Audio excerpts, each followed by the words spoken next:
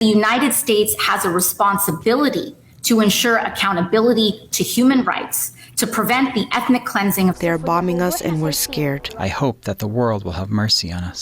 The intensive Israeli bombardment of the Gaza Strip, creating a humanitarian crisis that aid groups are sounding the alarm on. It is an inevitable catastrophe when the Israeli Air Force is bragging on Twitter about dozens of fighter jets and helicopters attacking the Gaza Strip, dropping some 6,000 bombs inside of what we know to be a 25-mile-long strip, only about 7 miles wide. The images coming out of the Gaza Strip are jarring, and the humanitarian crisis is real.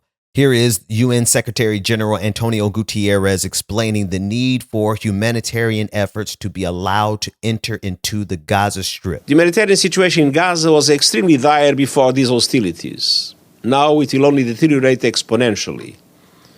Medical equipment, food, fuel, and other humanitarian supplies are desperately needed, along with access for humanitarian personnel.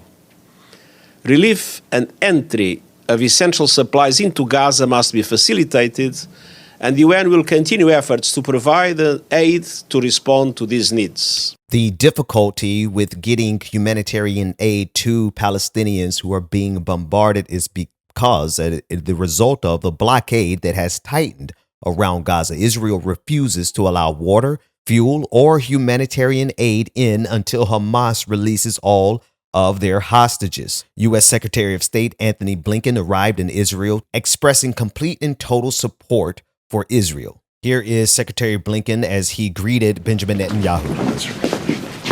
Let's see. Sorry it's under these circumstances. Thank you for your tremendous very much.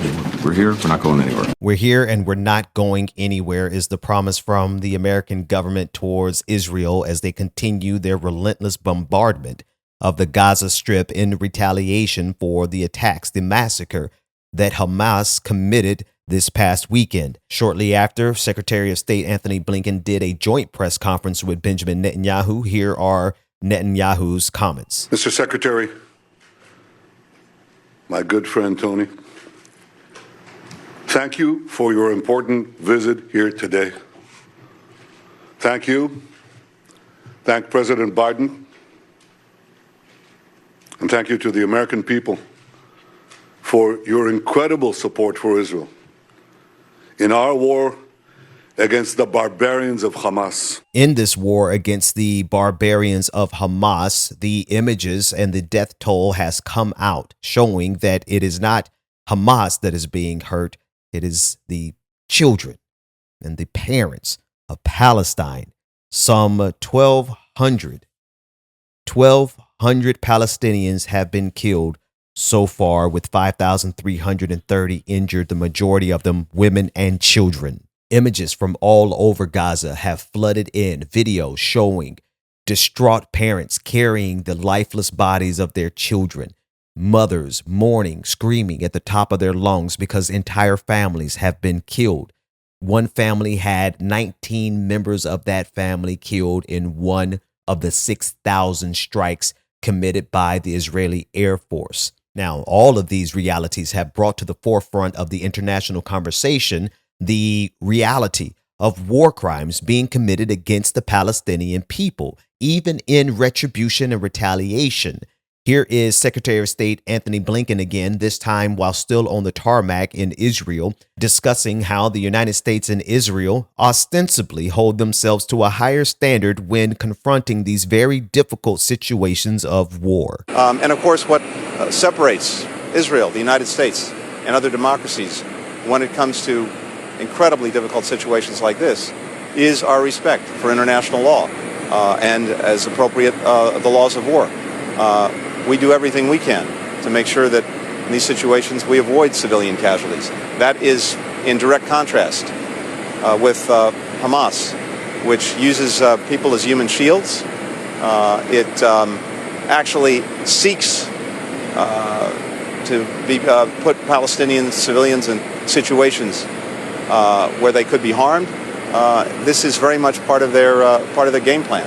So we know that Israel will take all of the precautions that it can, just as we would. And again, that's what separates us from Hamas. I'm not quite sure there is an actual separation when we all know that this 25-mile long strip, this 7-mile wide strip that contains 2.2 million people, one of the most densely populated cities in the world. We know that as a matter of fact. We also know that about 50% of the 2.2 million people are children. So with all due respect to the Secretary of State, it does not seem to me that there's much, if any, separation between the targeting of civilians by Hamas and the scale and the scope of civilians being massacred in retaliation.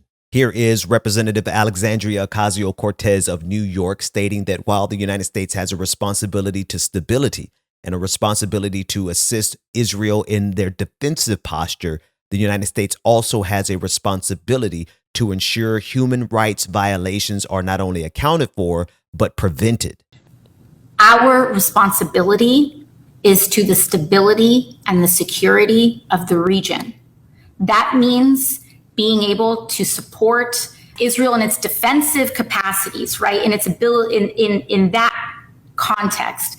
But it also means that the United States has a responsibility to ensure accountability to human rights, to prevent the ethnic cleansing of Palestinians, and to ensure that horrors do not happen in the names of victims who do not want their tragedy used to justify further violence and injustice. And it's the justification of the violence and the dehumanization that's necessary that is required. You have to dehumanize people to be okay with seeing the bodies of children from any nation, from any race, any nationality, any religion. You have to dehumanize an entire group of people to be okay with seeing their bodies and the bodies of their children splayed on the ground on television. You have to.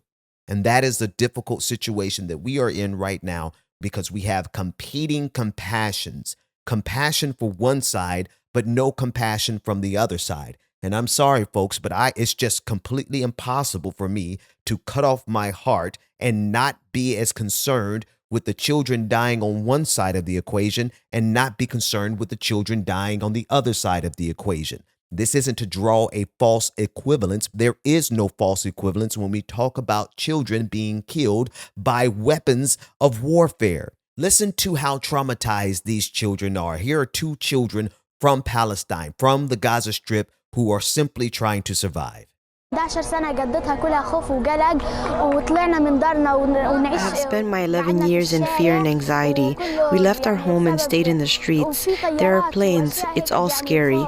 They are bombing us. Even while we're here, they are bombing us and we're scared. As a 15-year-old child, I'm displaced from my home and came here to Al-Shifa Hospital. We're sleeping in the hospital with non-stop bombing above us. I hope that the world will have mercy on us. I hope that the world will have mercy on us is the plea of a 15-year-old Palestinian boy in the Gaza Strip who has survived 6,000 bombs being dropped in the most densely populated area in the world. Mercy for the children of Palestine.